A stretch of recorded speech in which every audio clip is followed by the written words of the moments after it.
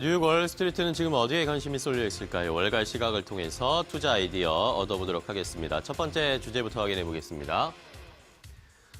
자, 연준의 의사록이 공개가 됐습니다. 이것을 두고 이제 트럼프 대통령과 연준의 신경전은 계속 이어지고 있다는 것을 좀 확인해 볼 수 있는 오늘 시장이었는데요.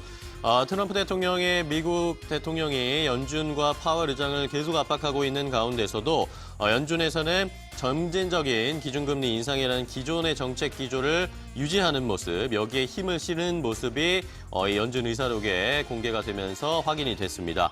이러면서 연방공개시장위원회의 의사록이 오늘 공개됐고 이 내용들에 대해서 여러 가지 갑론을박들이 오늘 많이 나왔는데요. 자, 일단 의사록에서는 이번 회의 이후 통화정책 전망과 관련해서 참가자들은 대체로 점진적 기준금리 인상이 경제 성장과 그리고 강한 고용시장 그리고 중기적으로 2% 근방에 도달한 인플레이션에 일치할 것이다라고 대부분 의견을 모으는 모습이었다고 적혀 있었습니다. 여기에다가 일부 위원들 같은 경우에는요. 연준이 물가 목표를 과도하고에 지나치는 것을 제어해야 된다. 그리고 금융 불균형이 야기하는 위험을 다루기 위해서 금리 정상화를 넘어서 긴축 기조로까지 가야 한다라는 의견을 가진 위원들도 있었다는 것을 확인해 볼 수가 있었습니다. 자, 트럼프 대통령이 연일 금리 인상 너무 빠르다라고 계속 비판을 하고 있는데 연준이 취하는 스탠스는 우리가 어떻게 해석해야 할지 잠시 후에 글로벌 인사이트에서 조금 더 자세하게 확인을 해보겠고요. 오늘 한국은행의 금리 인상이 과연 있을지도 관심이 모아지고 있는 대목입니다. 자, 다음 살펴볼 이야기 트럼프 대통령이 재정 적자와 관련해서 조금 심기가 불편했던 것 같습니다. 미국의 각 부처들의 예산 사용 5% 삭감할 것을 지시했다라는 보도가 외신들을 통해서 보도가 되고 있습니다. 트럼프 대통령이 이제 모든 부처의 예산의 5%를 삭감할 것을 지시할 것이다라고 CNBC가 보도를 했는데요. 트럼프 대통령은 오늘 백악관에서 기자들과 만난 자리가 있었습니다. 여기에서 확실하게 지출을 줄일 것이다라고 언급을 하면서 이제 조금 허리띠를 졸라맬 것이다라는 이야기를 해줬습니다. 자, 구체적으로 어떤 부분에서 어떻게 줄일지 이런 것들이 밝혀진 것은 아니었는데요. 트럼프 대통령의 고문인 켈리앤 코웨이가 조금 언급을 해줬습니다. 강요들에게 낭비가 되는 그리고 오용되는 예산을 좀 줄이라라고 트럼프 대통령이 이야기를 했고 이것은 각 부처에서 사용하는 예산의 핵심적인 예산이 아니라 불필요한 지방을 덜어내는 것이다라고 이야기를 했습니다. 불필요한 자금을 쓰지 않도록 잘 관리를 해라는 취지의 이런 이야기였다라고 밝혔고요.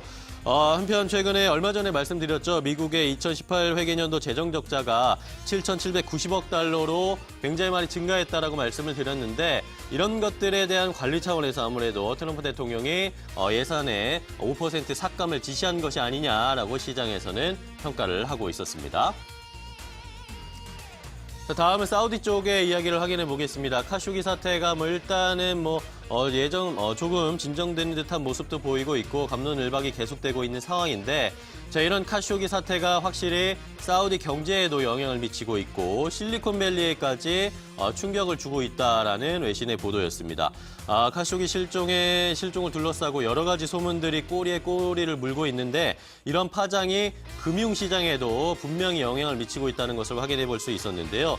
자, 일단 사우디의 국채 디폴트 리스크를 해제하기 위한 신용부도 수합이 폭등한 것으로 좀 나타났습니다. 이번 사건으로 인해서 재정적자에 빠진 이 사우디의 해외 자금 조달이 막히게 될 경우에는 원유 의존도를 낮춰서 미래 성장 동력을 다각화한다는 이런 사우디의 앞으로의 미래 청사진에 차질이 빚어질 수밖에 없을 것이다라고 외신들은 평가를 하고 있었고요. 자, 아울러서 또 사우디를 핵심 자금원으로 진행했던 일본 소프트뱅크의 2차 비전 펀드 출범이 불확실해졌다라는 이야기도 나오고 있습니다. 이러면서 실리콘밸리 역시 돈줄이 좀 마를 수 있지 않을까라는 우려스러운 목소리도 좀 나오고 있어서 카쇼기 사건의 이 금융권 그리고 경제에 미치는 파장이 심상치 않음을 확인해 볼 수 있는 시기였습니다. 이런 기사까지 함께 확인해 보셨고요. 자, 마지막으로는 오늘 캐나다 쪽의 이야기를 좀 확인해 보겠습니다. 우리나라에서는 대마초나 마리아나에 대한 이야기가 좀 많이 나오지 않고 있는데 오늘 마켓워치라든지 CNBC의 헤드라인을 장식한 기사들 중에 이 캐나다의 마리아나 합법화 이야기가 많이 등장이 됐습니다.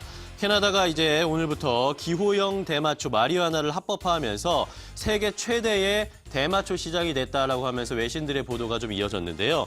캐나다는 이제 우루과이에 이어서 전 세계에서 의료용으로 제한하지 않는 대마초 규제를 푼 두 번째 나라가 됐습니다.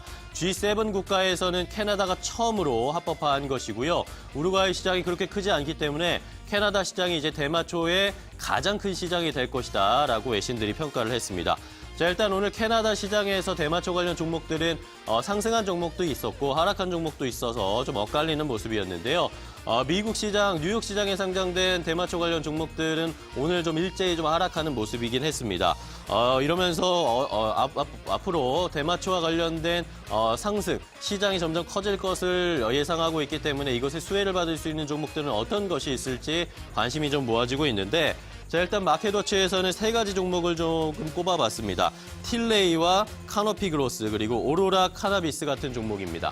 최근 들어서 주가가 좀 많이 상승을 하고 있고 오늘은 조금 하락을 하면서 차익 실현 매물이 좀 나왔지만 앞으로 이런 종목들이 더 상승할 수 있지 않을까라는 마켓워치의 전망 기사까지 함께 확인을 해보셨습니다. 월가 시가 함께 체크해봤습니다.